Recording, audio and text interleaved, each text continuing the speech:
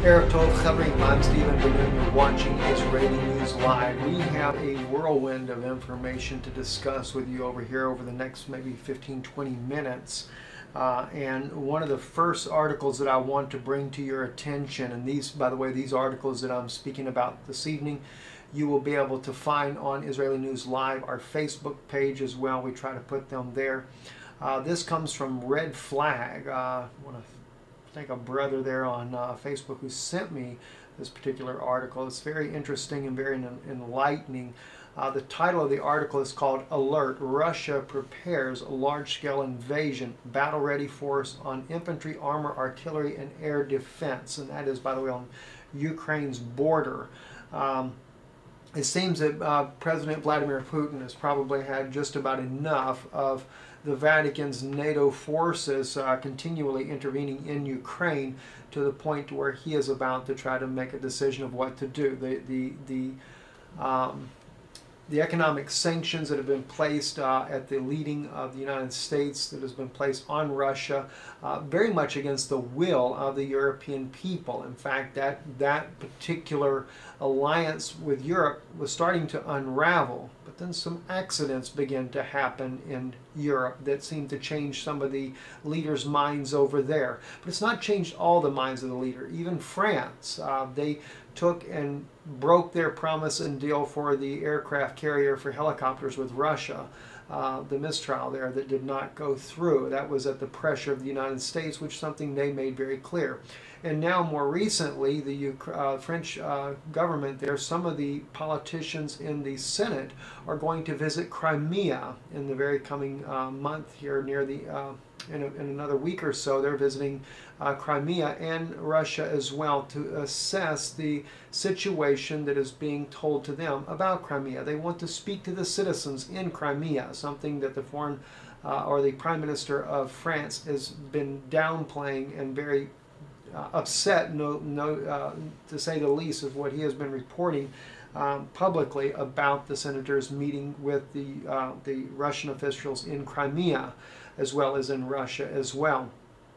We know that Merkel, Chancellor Merkel, she has also, the German Chancellor there, has been under a lot of pressure from the United States, whereas she has wanted sanctions to end with Russia and restore normal relationships with President Putin. They are actually good friends, but again, this major push, the United States leading the way, or people seem to think the United States is leading the way. We have very interesting prophetic information from the book of the Apocalypse of Thomas that says otherwise. It says that it's the Roman soldiers. So clearly, if NATO are the Roman soldiers that are fighting in the battle here at the end of the day that bankrupts many of the world's economies, no doubt then that makes Rome or the Vatican in charge of these forces, much like it was 2,000 years ago when Titus the Roman general came and ransacked Jerusalem. Anyway, let's go back to this article here. Let me just start to give you a little bit of information from this. Again, the website is called Red Flag. You can find it at redflagnews.com. And it states here, they have an interesting picture here of the Russian tanks, huge amount of Russian tanks headed to the border of Ukraine. It says here, a massive buildup of Ukraine border in the last 48 hours has seen Russia double its troops levels with 17 additional battalions, and has left Western leaders trying to figure out what President Vladimir Putin is planning to do next. Well, you would think that's kind of obvious at this particular point, but I guess maybe not for them. They must believe that Putin will flinch. On Tuesday, the Russian president called for an emergency meeting for the United Nations Security Council to resolve the humanitarian crisis in Ukraine that has reportedly left tens of thousands of people displaced because of fighting over the last several months, a move that some in the West see as a prelude to Russian invasion of Ukraine. Quite frankly, it seems like President Putin doesn't have a whole lot of choice left. If you look at the demographics of Ukraine, the eastern part of Ukraine, just like Crimea, is the majority are ethnic Russians. They are people that very much were part of the motherland at one time. Better than 90% of its people, the populace there, are Russians, and there's been many intercepts of communications with military and phone calls as well between the U.S. Embassy in Ukraine, stating that they just wanted to wipe out those people. In fact, they even used the expression just to annihilate them if it took a nuclear bomb to do so. And the Minsk Accords have constantly been broken by the Kiev's government there fighting in eastern Ukraine. The United States is training soldiers there.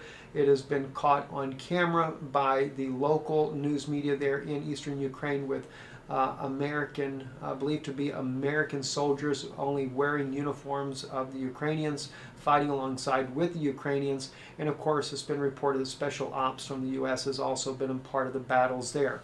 The Minsk agreement has been broken on just multiples of occasions on a daily basis in the Donetsk region and the Luhansk region as well. And the people, the civilians, are targeted in these attacks. Many of them are. Many have been killed. Many have been displaced as a result of this. So you can only imagine how long will it be before Russia actually does something about it. It says here in the article, we are covering an emergency meeting in the United Nations Security Council on the humanitarian situation in Ukraine. Russian ambassador to the UN, Vitaly Churkin, was quoted as saying, earlier on Tuesday, the Russian Foreign Ministry said the UN and the International Committee of the Red Cross expressed readiness to discuss its plan to deploy humanitarian missions to Ukraine, which some consider to be a pretext for an invasion by Russian forces. Russia has significantly built up its troop presence along the Ukrainian border in recent weeks, according to U.S. officials, making it ready for a potential large-scale invasion of southeastern Ukraine if Russian President Vladimir Putin so chooses. According to a report in the New York Times, Russia has nearly doubled its troops presence along the border, adding 17 battalions and 19 to 21,000 troops who now compose a battle-ready force of infantry, armor, artillery, and air defense within a few miles of the border. The White House is openly worried about what would be, for all intents and purposes, an invasion under the guise of the peacekeeping operation.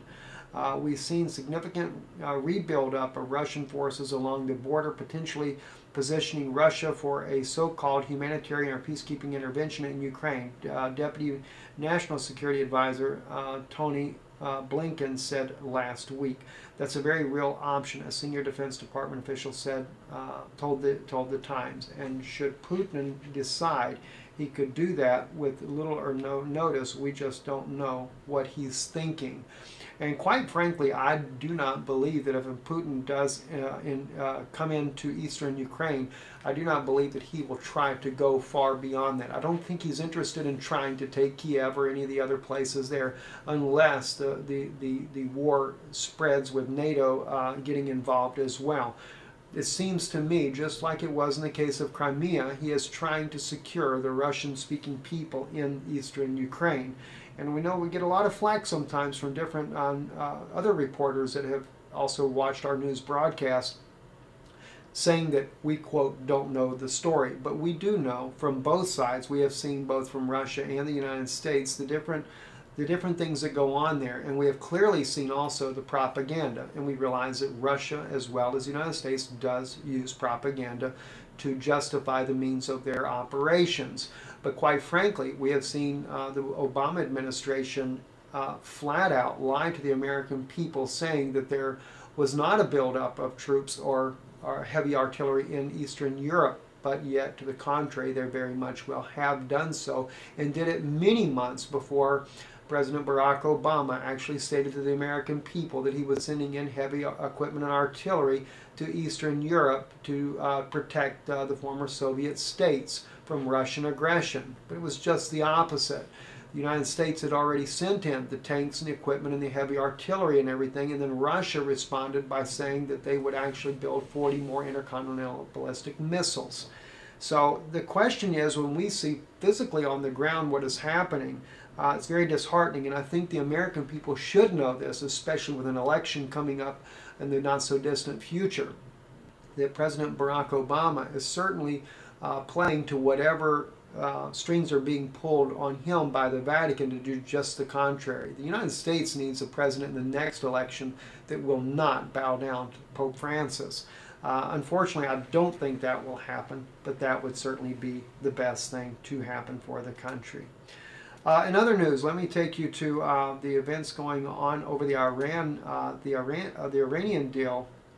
It's something that is very, very disheartening.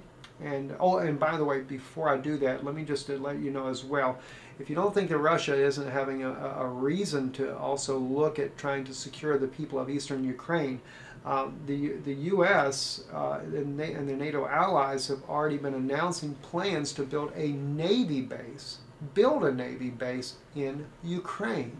And of course, the Ukrainian government is very much open to that. That's reported on the European Union Times. And let me just quickly give you a little highlight on this article here. There's a video. You can check this out on Israeli News Live, our Facebook page there.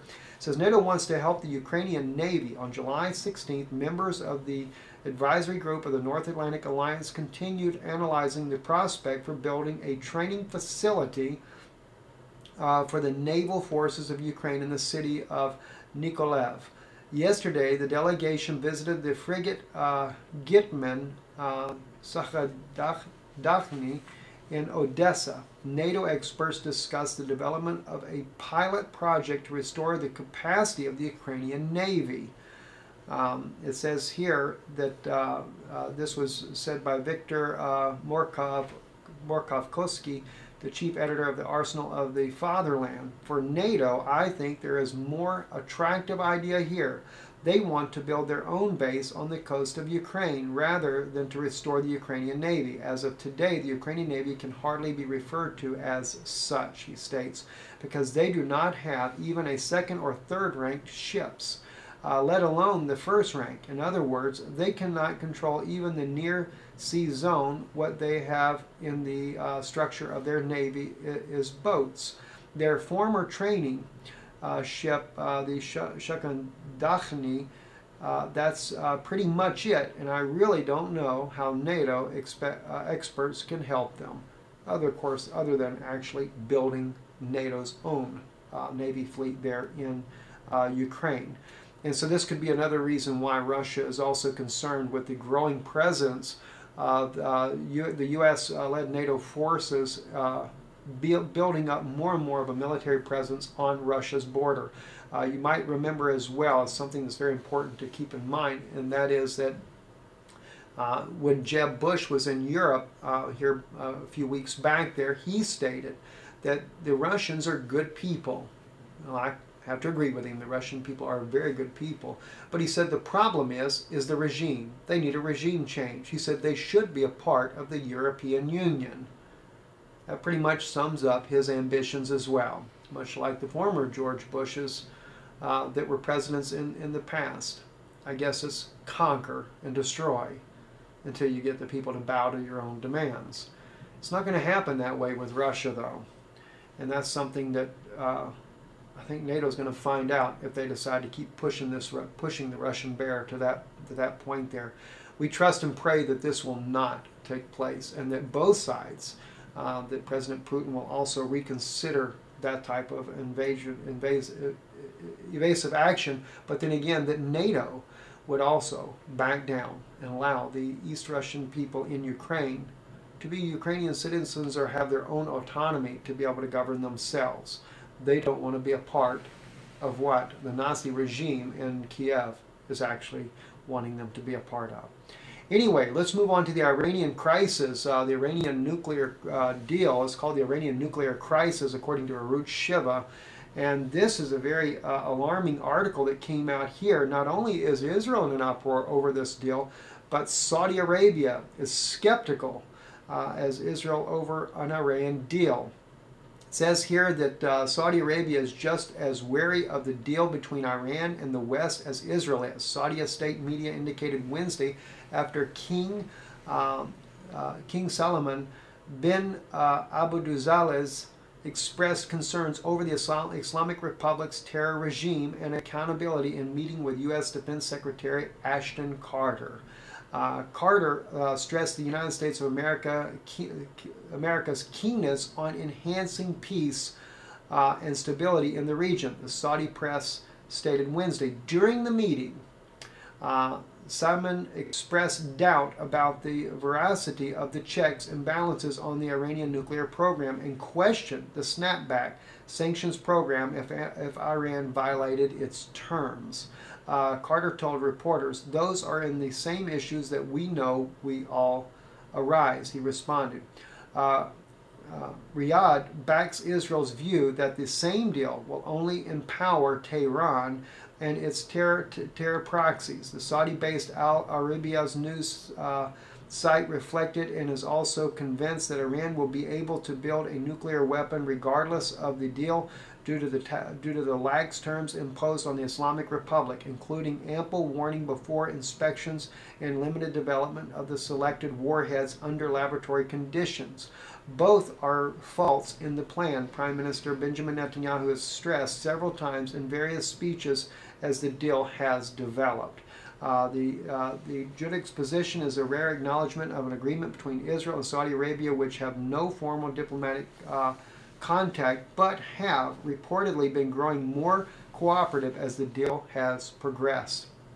After a quiet meeting with Carter Tuesday, Netanyahu briefly alluded to the regional agreement over the poor quality of the deal during a press conference Wednesday with the Italian minister Matteo Renzi. In Israel and in many countries in the Middle East, here is a broad agreement in this bad agreement that must be opposed, he said.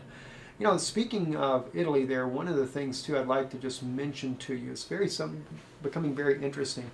In recent articles that have been coming out, Pope Francis has been having meetings in Rome recently with mayors from around different parts of the world that met with him there. He has set up a place there in Vatican City, much like you would think would be a United Nations hall there, and he sits as the king of the head dealing with this. The latest one was about climate change, but it's the format is what's kind of interesting to me. Here are political leaders from around the world meeting there in Rome, in Vatican City there with Pope Francis. It once again shows who is the man that is controlling the world now, who is actually leading in every direction. But you know, it's kind of interesting. My wife once mentioned to me about Daniel's vision about the legs and the feet. They're mixed with clay and iron. Of course, as we know, clay and iron doesn't mix very well. So it shows that the Roman power is not quite as strong as it once was 2,000 years ago. Although they are clearly trying to rule the world, it's something that will crumble in the end, especially when the stone that is formed without hands comes down and smashes the feet of that image. I'm Stephen Ben-Nun with Israeli News Live. Shalom.